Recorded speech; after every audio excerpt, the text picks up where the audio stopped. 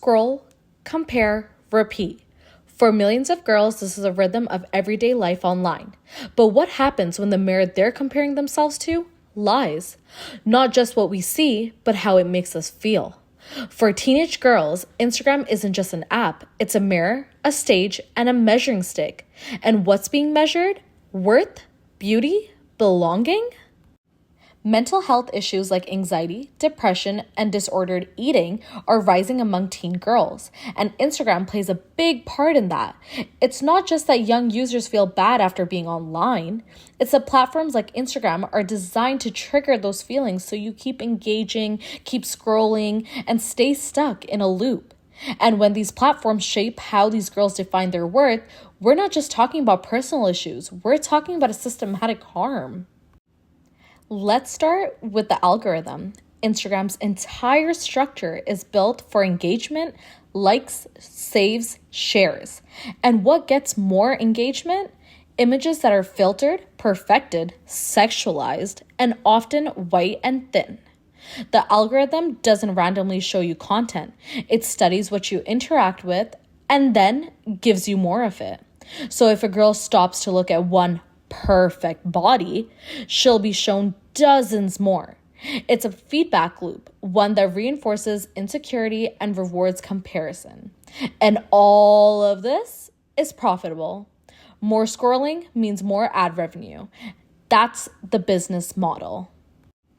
It's not just the algorithm. Influencer culture turns everyday self-presentation into a brand and insecurity into currency.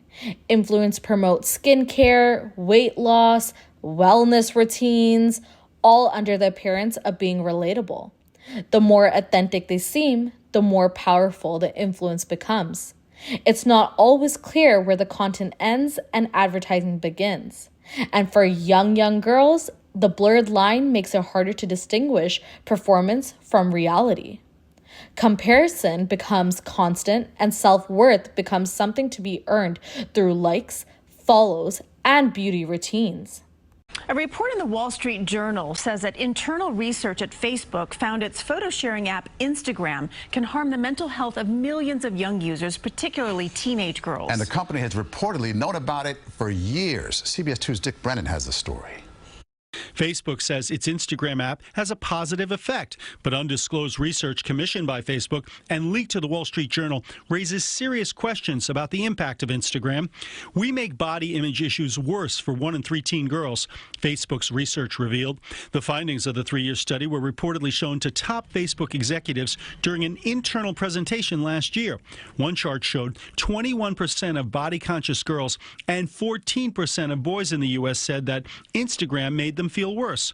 I can't imagine any consumer product that if it harmed 1/3 of adults, we would allow that thing to be on the market.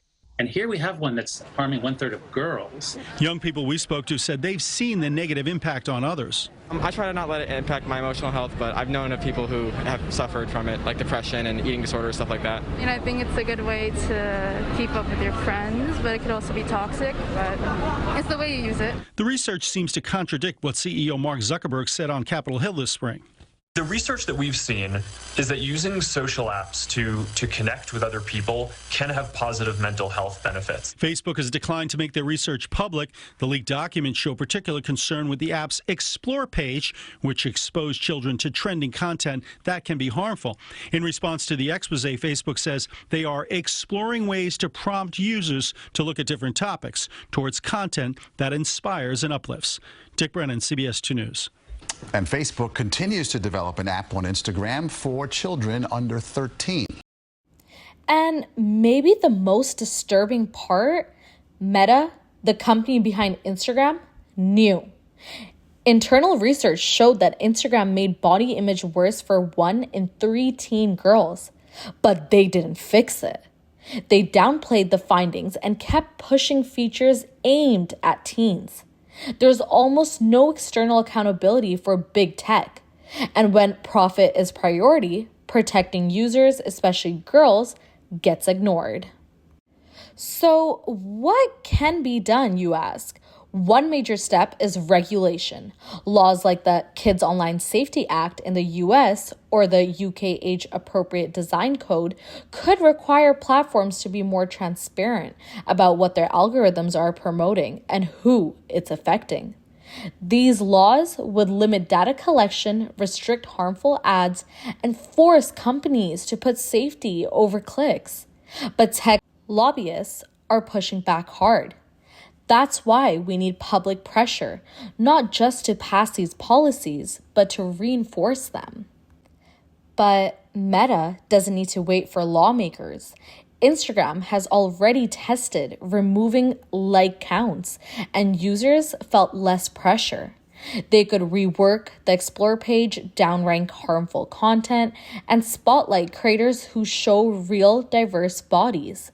They could partner with mental health orgs or to flag triggering posts. The tools exist. The problem is priorities. Right now, profit still wins. I just woke up. This is not what I look like right now. This filter should be illegal. Here's the real me. Oh my gosh. It's the new face filter raising eyebrows, literally, on TikTok. I'm gonna take this off to show you what I actually look like. Trigger warning. It's called Bold Glamour Filter, and it turns anyone into a supermodel. Okay, this is my face. Texture, pores. This, on the other hand, is witchcraft. Women across the country are giving it a try. You need to see what I look like without this filter. Even celebrities like Katherine Heigl can't believe their eyes. And while we fight for laws and demand better from platforms, users are already pushing back. Girls are learning to question what they see online. Hashtags like hashtag detox your feed and hashtag body positive are more than trends. They're acts of resistance. Media literacy helps users decode the scroll. And feminist activism turns personal frustration into public action. From classroom lessons to TikTok creators, this movement is growing, and it's really powerful. Instagram isn't just shaping what girls post now. It's shaping how they see themselves, and when mental health becomes collateral damage in the name of engagement, that's not a personal issue. That's a political one. We need regulation. We need a platform change, and we need education.